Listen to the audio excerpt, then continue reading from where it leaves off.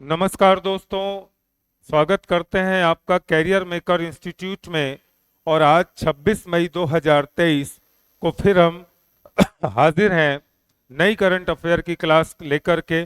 और जैसा कि हमेशा की तरह करंट अफेयर की क्लास शुरू करने से पहले हमारे पिछले वीडियो का प्रश्न जिसके जवाब आप कमेंट्स बॉक्स में देते हैं, तो आइए देखते हैं कि हमारे पिछले वीडियो का प्रश्न क्या था। तो यह था कि ऑपरेशन ध्वस्त का आयोजन किस संस्था द्वारा किया गया। यह प्रश्न हमने आपसे पूछा था। कमेंट्स बॉक्स में सभी मित्रों ने जवाब दिए हैं और सभी के जवाब लगभग सही हैं। तो ऑपरेशन ध्वस्त का आयोजन किस संस्था द्वारा किया गया। चार ऑप्शंस दिए गए थे: राष्ट्रीय जांच agency, CBI, research and analysis wings, इनमें से कोई नहीं। तो इसका सही जवाब था दोस्तों राष्ट्रीय जांच एजेंसी। राष्ट्रीय जांच एजेंसी ने ऑपरेशन ध्वस्त का आयोजन किया है। ऑपरेशन ध्वस्त के हिस्से के रूप में राष्ट्रीय जांच एजेंसी द्वारा दिन भर का एक विशाल अभियान चलाया गया था। आतंकवादी, गैंगस्टर, ड्रग तस्करों के गठजोड़ मामलों में हरियाणा पुलिस और पंजाब पुलिस के साथ मिलकर 8 राज्यों में यह ऑपरेशन चलाया गया। आज की करंट अफेयर का पहला जो प्रश्न है दोस्तों वो यह है कि हाल ही में खबरों में रहा नवेगांव नागजीरा टाइगर रिजर्व किस राज्य या केंद्र शासित प्रदेश में स्थित है। तो नवेगांव नागजीरा टाइगर रिजर्व किस राज्य या केंद्र शासित प्रदेश में स्थित है। तो चार ऑप्शंस हैं: महाराष्ट्र, उत्तराखंड, उत्तर प्रदेश और मध्य प्रदेश। तो इसका सही जवाब है दोस्तों महाराष्ट्र। महाराष्ट्र में नवेगांव नागजीरा टाइगर रिजर्व है। यह है टाइगर रिजर्व का खूबसूरत सी तस्वीर। नागजीरा टाइगर रिजर्व जो कि महाराष्ट्र में है, आप देख सकते हैं अपनी स्क्रीन पर। चलिए, नवेगांव नागजीरा टाइगर रिजर्व महाराष्ट्र के गोंदिया जिले में स्थित है। यह वर्तमान में बाघों की आबादी में मामूली वृद्धि दर्ज कर रहा है। वन विभाग द्वारा महाराष्ट्र के चंद्रपुर में हाल ही में पकड़ी गई 2 बाघिनों को बाघ स्थानांतरण कार्यक्रम के तहत Navegaon Nagzira tiger reserve MNTR में छोड़ा जाएगा। हमारा दूसरा प्रश्न है: किस राज्य ने हाल ही में निषिद्ध सूची प्रोहिबिटेड लिस्ट से राज्य में बिंदीदार भूमि डॉटेड लैंड्स को हटाना शुरू किया है। बिंदीदार भूमि क्या है या डॉटेड लैंड्स क्या है हम आगे समझते हैं, लेकिन पहले इसका जवाब हम जान लें कि किस राज्य ने हाल ही में निषिद्ध सूची माने प्रोहिबिटेड लिस्ट से राज्य में बिंदीदार भूमि को हटाना शुरू किया है। चार ऑप्शंस हैं: आंध्र प्रदेश, कर्नाटक, उत्तर प्रदेश और मध्य प्रदेश। तो दोस्तों इसका सही जवाब है आंध्र प्रदेश। आंध्र प्रदेश। आइए जानते हैं। बिंदीदार भूमि डॉटेड लैंड्स एक विवादित भूमि है जिसका स्पष्ट स्वामित्व दस्तावेज नहीं है। डॉटेड लैंड्स या बिंदीदार भूमि वे भूमि कहलाती हैं जिनके मालिकों का स्पष्ट पता नहीं है कि कौन मालिक है उसका। आंध्र प्रदेश सरकार ने हाल ही में निषिद्ध सूची से राज्य में बिंदीदार भूमि को हटाना शुरू कर दिया है। ब्रिटिश काल की 2 लाख एकड़ से अधिक भूमि को स्थायी रूप से गैर अधिसूचित करने के लिए चिन्हित किया गया है। हमारा तीसरा प्रश्न है: कौन सा देश HIV की रोकथाम के लिए इस्तेमाल की जाने वाली लॉन्ग एक्टिंग कैबेटोग्रेविर दवा के जेनेरिक संस्करण का निर्माण करने जा रहा है। कौन सा देश HIV की रोकथाम के लिए लॉन्ग एक्टिव कैबेटोग्रेविर के जेनेरिक संस्करण का निर्माण करने जा रहा है। दवाइयां 2 तरह की होती हैं, जेनेरिक और एथिकल। तो जेनेरिक संस्करण को और बनाने जा रहा है। तो इसका सही जवाब है दोस्तों दक्षिण अफ्रीका। दक्षिण अफ्रीका HIV की रोकथाम के लिए इस्तेमाल की जाने वाली लॉन्ग एक्टिंग कैबेटोग्रेविर दवा के जेनेरिक संस्करण का निर्माण करने जा रहा है। यह एक लागत प्रभावी और सामान्य संस्करण बनाने जा रहा है। यह पहली बार है जब देश इस दवा का उत्पादन कर रहा है।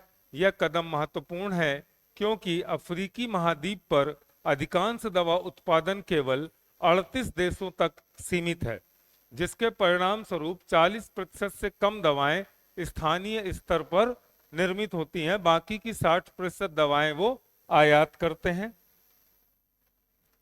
हमारा अगला प्रश्न है, किस संस्था ने global annual to decadal climate update जारी किया है?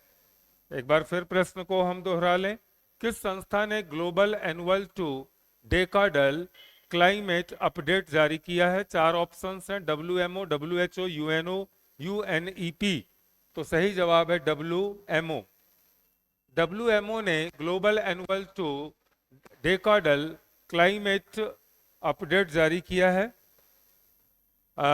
WMO की एक रिपोर्ट के अनुसार वैश्विक तापमान के अगले 5 वर्षों के भीतर रिकॉर्ड उच्च स्तर तक पहुंचने का अनुमान है।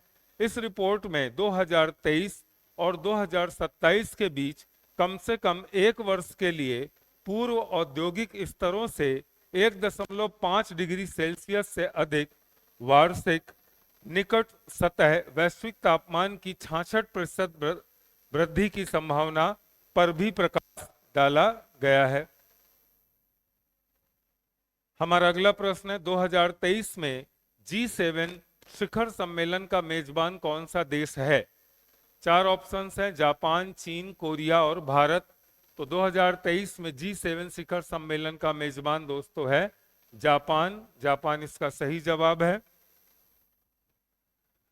49वां G7 शिखर सम्मेलन हाल ही में 19 से 21 मई 2023 तक हिरोशिमा प्रांत जापान में आयोजित किया गया। समूह ने एक विशेष परमाणु निरस्त्रीकरण पर हिरोशिमा विजन स्टेटमेंट जारी किया है। अगला प्रश्न है, भारत के केंद्रीय स्वास्थ्य मंत्रालय द्वारा उच्च रक्तचाप मधुमेह वाले लोगों के लिए कौन सी पहल शुरू की गई है? भारत के केंद्रीय स्वास्थ्य मंत्रालय द्वारा उच्च रक्तचाप माने हाई ब्लड प्रेशर, मधुमेह माने डायबिटीज वाले लोगों के लिए कौन सी पहल शुरू की गई है? 75/25 पहल, 25/75 पहल, 24/25 पहल, इनमें से कोई नहीं। इसका सही जवाब है दोस्तों 75/25 पहल माने 75/25 पहल शुरू किया है भारत के केंद्रीय स्वास्थ्य मंत्रालय ने। हमारा 7वां प्रश्न है कि नेपाल ने किस सन को विश्व पर्यटन वर्ष के रूप में नामित किया है? नेपाल देश हमारा पड़ोसी ने किस सन को विशेष पर्यटन वर्ष के रूप में सम्मानित किया है? 4 ऑप्शन है, 2025, 2027, 2030, 2035। तो सही जवाब है 2025। नेपाल ने सन 2025 को विशेष पर्यटन वर्ष के रूप में नामित किया है, नॉमिनेट किया है। हमारा अगला प्रश्न है, हाल ही में हरित हाइड्रोजन नीति ग्रीन हाइड्रोजन पॉलिसी की घोषणा किस राज्य ने की है? 4 ऑप्शंस, हिमाचल प्रदेश, आंध्र प्रदेश, कर्नाटक और मध्य प्रदेश। तो इसका सही जवाब है दोस्तों हिमाचल प्रदेश। हिमाचल प्रदेश ने हाल ही में हरित हाइड्रोजन नीति ग्रीन हाइड्रोजन पॉलिसी की घोषणा की है। हिमाचल प्रदेश के मुख्यमंत्री सुखविंदर सिंह सुक्खू ने हाल ही में ग्रीन हाइड्रोजन नीति तैयार करने की घोषणा की है, जिसका उद्देश्य राज्य को हरित हाइड्रोजन उत्पादन के लिए एक प्रमुख केंद्र के रूप में स्थापित करना है। हिमाचल प्रदेश के सुरम्य राज्य में प्रचुर मात्रा में नवीकरणीय ऊर्जा संसाधन है, जिनमें पर्याप्त धूप, पानी और हवा शामिल है, जो इसे हरित हाइड्रोजन पैदा करने के लिए एक आदर्श स्थान बनाते हैं। और इसका उद्देश्य अक्षय ऊर्जा में निवेश को बढ़ावा देना है भी है। हरित हाइड्रोजन नीति का प्राथमिक उद्देश्य बड़े पैमाने पर नवीकरणीय ऊर्जा परियोजनाओं में निवेश आकर्षित करना है।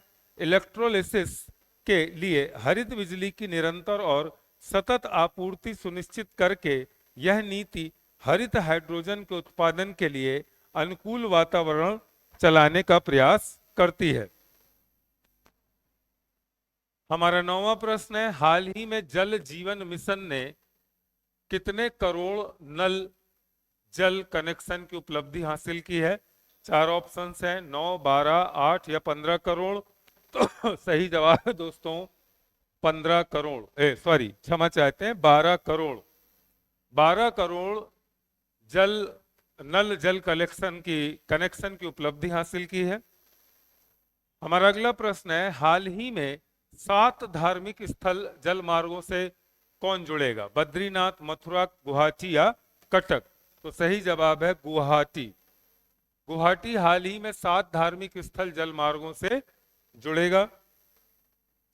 अगला प्रश्न है, हाल ही में कौन राज्य पूरी तरह से ई शासित राज्य बन गया है?